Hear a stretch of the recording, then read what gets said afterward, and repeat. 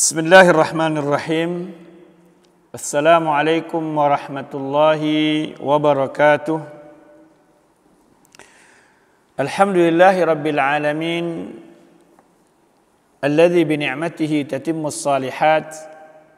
Nahmaduhu wa nasta'inuhu wa nastaghfiruhu wa nastahdihi wa na'udzu billahi min syururi anfusina wa min sayyiati a'malina. Man yahdihillahu fala mudilla lahu wa man yudlil falan tajida lahu waliyyan mursyida. Nashhadu an la ilaha illallah wahdahu la syarika lah wa nashhadu anna Muhammadan abduhu wa rasuluhu la nabiyya ba'dah. Allahumma salli ala Muhammad wa ala ali Muhammad kama sallaita ala Ibrahim wa ala ali Ibrahim innaka Hamidum Majid. Wa barik ala Muhammad wa ala ali Muhammad kama barakta ala Ibrahim wa ala ali Ibrahim innaka Hamidum Majid. Amma ba'du, rabbi shrah li sadri wa yassir li amri wahlul 'uqdatam min lisani yafqahu qawli.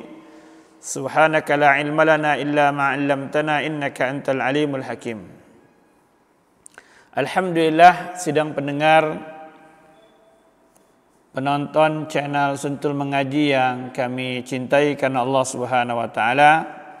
Bersyukur kita kepada Allah Subhanahu wa taala. Alhamdulillah, hari ini kita masuk ke hari ke-17 dari bulan yang mulia ini, dan yang tersisa tidaklah banyak lagi. Mudah-mudahan kita termasuk orang-orang yang mampu memaksimalkan hari-hari yang tersisa dan orang-orang yang diterima amalnya dari hari-hari yang telah berlalu. Alangkah indahnya sebuah amal ketika dia diterima oleh Allah Subhanahu wa taala.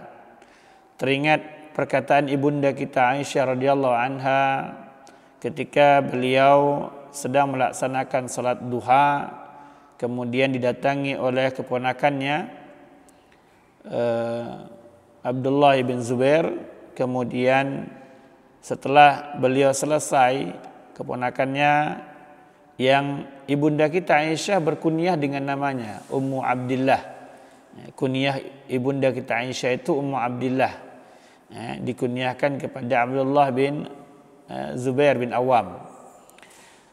Ponakannya mengatakan, wahai ibunda, begitu banyak yang kau pinta dan khusyuknya engkau kepada Allah Subhanahu wa taala. Maka ibunda kita radhiyallahu anhuma mengatakan bahwasanya, wahai Ananda, andaikan ibunda tahu bahwasanya 2 rakaat yang ibunda kerjakan tadi Allah terima itu, lakafah, maka itu sudah cukup bagi ibunda.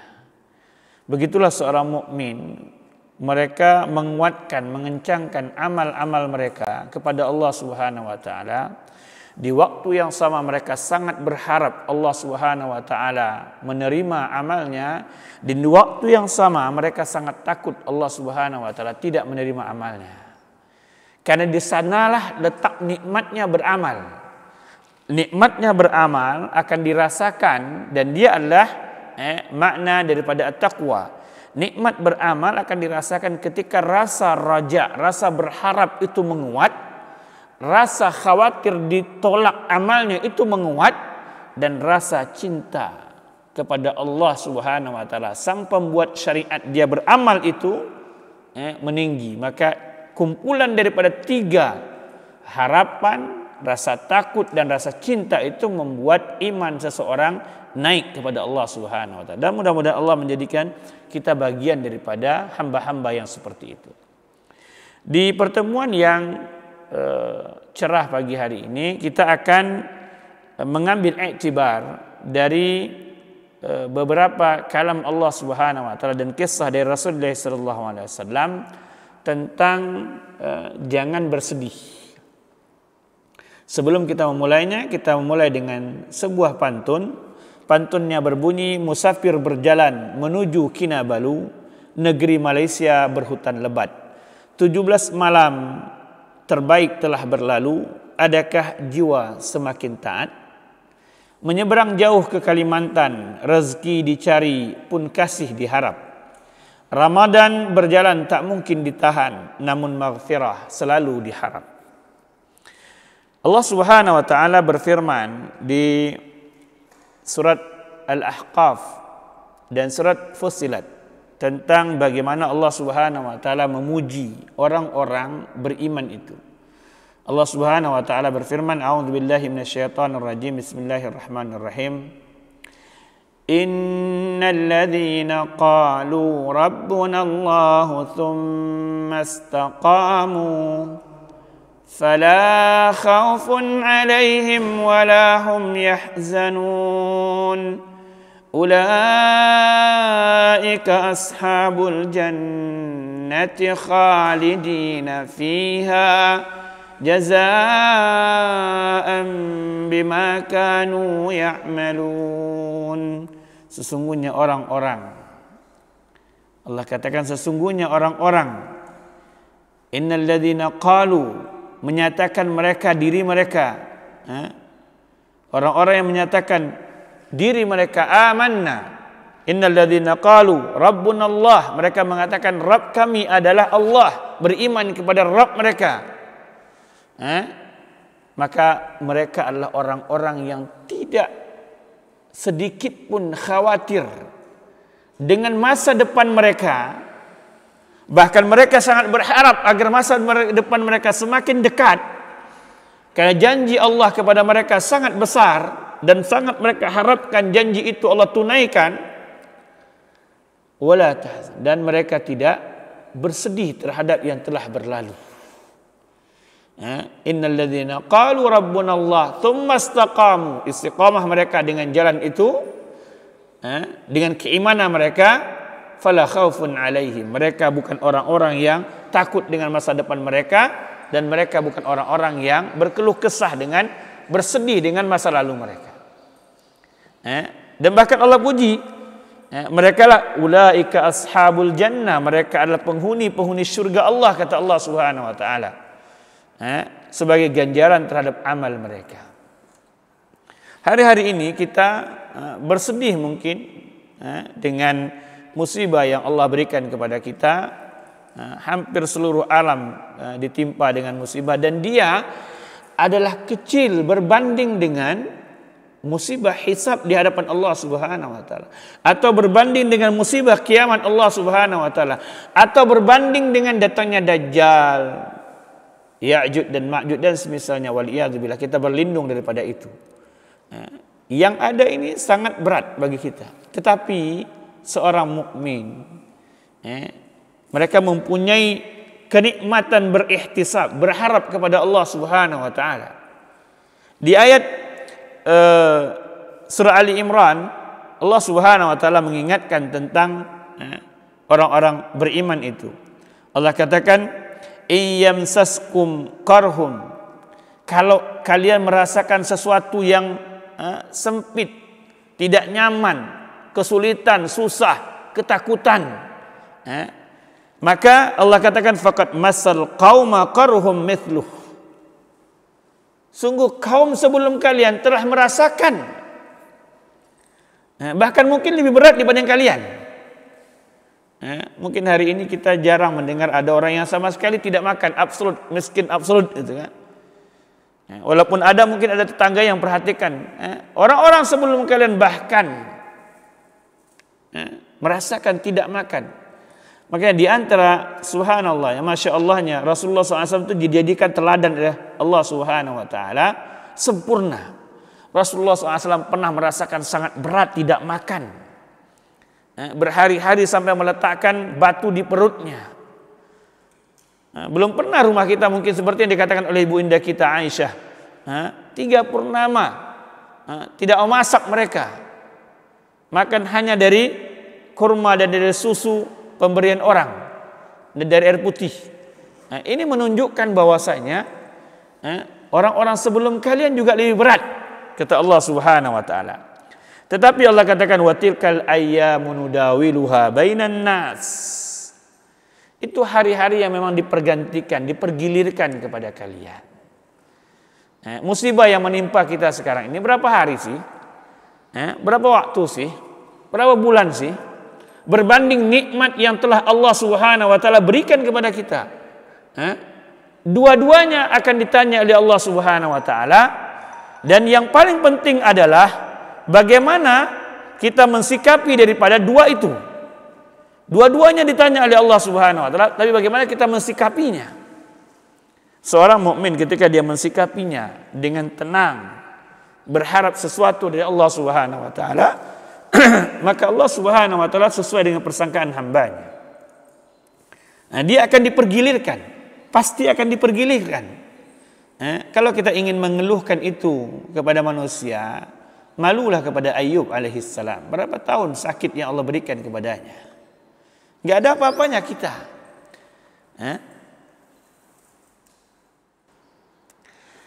Bahkan mungkin tidak ada satu orang tua pun yang merasa seperti ujian Allah kepada Yakub. Yakub diberikan anak-anak yang luar biasa, Masya Allah. Di antaranya ada yang begitu cerdas dan tampan. Diuji oleh Allah Subhanahu wa taala, anaknya hilang. Bahkan yang mencelakakan dia ke saudaranya lagi. Itu kesedihan yang bertumpuk. Orang tua itu kalau anaknya bermasalah, sedih dia. Ditambah lagi yang membuat masalah itu adik-beradiknya, begitu sedih. Dan tidak ada kepastian kapan dia akan datang, tetapi dia mengatakan, sallallahu alaihi mengatakan apa yang dikatakan oleh Yakub? Qala innama ashku bathi wa huzni ila Allah. Aku naikkan keluh kesahku. Aku sampaikan keluh kesahku. Aku letakkan keluh kesahku dan kesedihanku kepada Rabb. Wa a'lamu minallahi ma la ta'lamun. Kalian anak-anakku dan orang-orang sekelilingku, kalian tidak tahu apa yang aku ketahui, bahwasanya Allah Subhanahu wa taala menjanjikan nikmat yang luar biasa bagi orang-orang yang ihtisab, berharap dari Allah Subhanahu wa taala ketika dia diuji oleh Allah Subhanahu wa taala. Maka kita katakan bahwasanya watilkal ayyam nudawiluha bainan nas. Hari-hari yang dipergilirkan. Agar apa? Agar Allah Subhanahu wa taala waliya'lamallah, agar Allah Subhanahu wa taala melihat dari diri kita. Allah Maha tahu tentunya, tapi agar tampil dari diri-diri kita, agar Allah melihat orang-orang alladzina amanu, agar Allah melihat orang-orang yang beriman di antara kita, wa yattakhidha minkum syuhada, dan yang diperhatikan oleh Allah itu, yang kita tampilkan ketika ujian itu datang, itu akan menjadi saksi nanti di hadapan Allah Subhanahu wa taala. Maka ketika ujian ini datang, ma'asyiral muslimin, yang paling penting adalah bagaimana kita keluar dari ujian itu dengan mengharap dari Allah Subhanahu wa taala kebaikan. Kita mungkin tidak diuji seperti para anbiya diuji. Anda bayangkan bagaimana Allah Subhanahu wa taala menguji Yahya ketika dia dibunuh.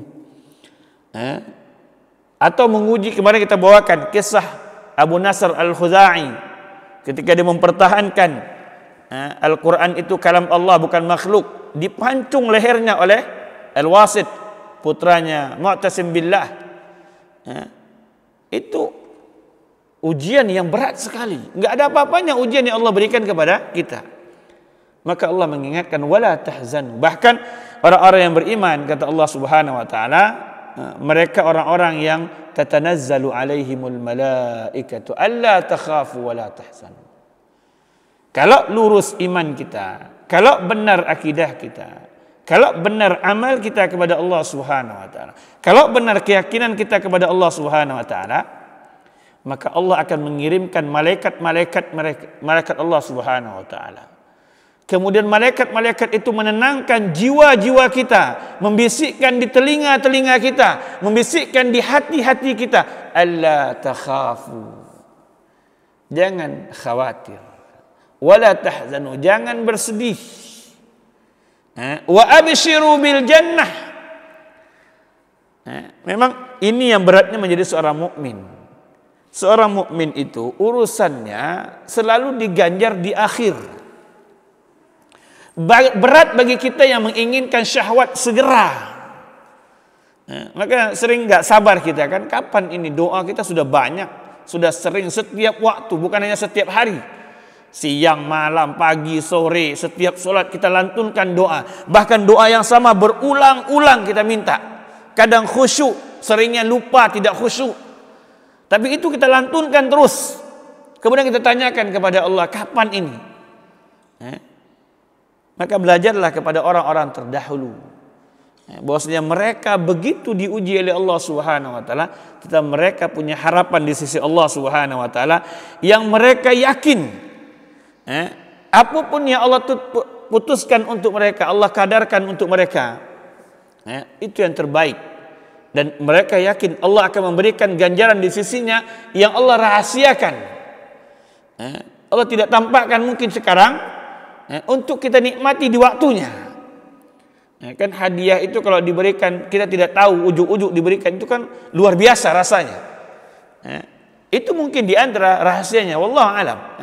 Tetapi jangan pernah berhenti berhusnuzan kepada Allah Subhanahu wa taala bahwasanya kesedihan itu tidak ada gunanya. Walaupun sedih itu tabiat, dia akan datang. Makanya para ulama bahwasanya sedihnya itu tidak tercela, tetapi dari perbuatan yang diaplikasikan dari sedih itu, ketika mendatangkan keburukan, maunya mengeluh kepada manusia.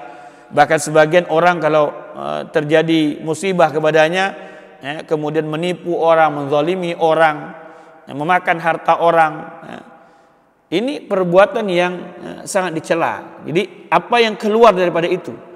Makanya Rasulullah SAW kan mengajarkan kepada kita ketika beliau kehilangan putranya Ibrahim, beliau mengatakan, la firaqika la mahzunu ya Ibrahim, berpisah denganmu itu sangat menyedihkan wahai Ibrahim. Sehingga ketika beliau masukkan jenazah Ibrahim dalam kubur, kemudian mata beliau menangis, Umar bin Khattab mengatakan kepada beliau, wahai Rasulullah SAW, tabki wa anta Rasulullah, engkau menangis pada engkau Rasulullah. Maka beliau mengatakan maksudnya mata enggak bisa ditahan, sedih ini wajar, normal, tetapi tidak keluar dari lisan kami, tidak keluar dari tindak tanduk kami kecuali apa yang Allah ridhai. Jadi masyaallah muslimin, bahwasanya ketika datang pukulan yang membuat kita bersedih, yang membuat kita berat, yang membuat kita harus menampakkan kesedihan kita, ingatlah kepada Allah Subhanahu wa taala. Ingatlah kisah Yaqub alaihi salam. Sampai menua, bahkan Anda tahu, para ulama mengatakan bahasanya butanya mata Yaqub alaihi salam karena lamanya beliau menangis kehilangan putranya, tetapi tidak keluar dari lisannya kecuali husnuzan kepada Allah, berbaik sangka kepada Allah. Ini yang dimaksud dengan aplikasi daripada kesedihan. Ketika dia sedih, yang keluar dari kesedihan itu adalah keimanan. Tidak datang sebuah yang membuat dia sedih kecuali hasil daripada kesedihannya adalah naiknya imannya. Kenapa? Karena malaikat-malaikat Allah Subhanahu wa taala turun membisikkan di telinga mereka, di hati-hati mereka agar mereka tenang. Dan alangkah indahnya hati yang setiap datang musibah, di setiap datang ketidaknyamanan, ketidaktentraman pada diri, dia keluhkan dirinya kepada Allah Subhanahu wa taala. Bahkan sebagian kaum mukminin begitu indahnya, setiap ada kesalahan, seperti dikatakan oleh Sa'id bin Musayyib, setiap ada sesuatu yang membuat tidak nyaman dia, selalu dia evaluasi kepada dirinya. Bahkan dia katakan, sampai tungganganku tidak mau mengikuti perintahku, pun aku evaluasi apa dosa yang aku lakukan. Kalau kegundahan itu, kesedihan itu melahirkan perbuatan seperti ini, maka dia adalah ni'mal huzn, dia adalah kenikmatan sedih. Tetapi sebagian kita, waliyadzubillah, enggak tahan dengan itu. Akhirnya berkeluh kesah, di mana-mana berkeluh kesah. Itu di antara yang Rasulullah SAW ajarkan kita sebuah doa.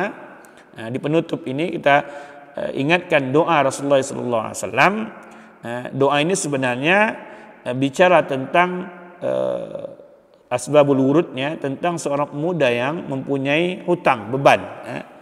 Tetapi isi doanya tentang hal seperti itu, tentang menghilangkan kesedihan. Rasulullah SAW mengajarkan kepada anak muda itu agar dihilangkan kegundahannya, Rasulullah SAW mengatakan perbanyak doa dengan Allahumma inni a'udzubika minal hammi wal huzni wa a'udzubika minal jubni wal bukhli wa a'udzubika minan ghalabatid daini wa qahrir rijal.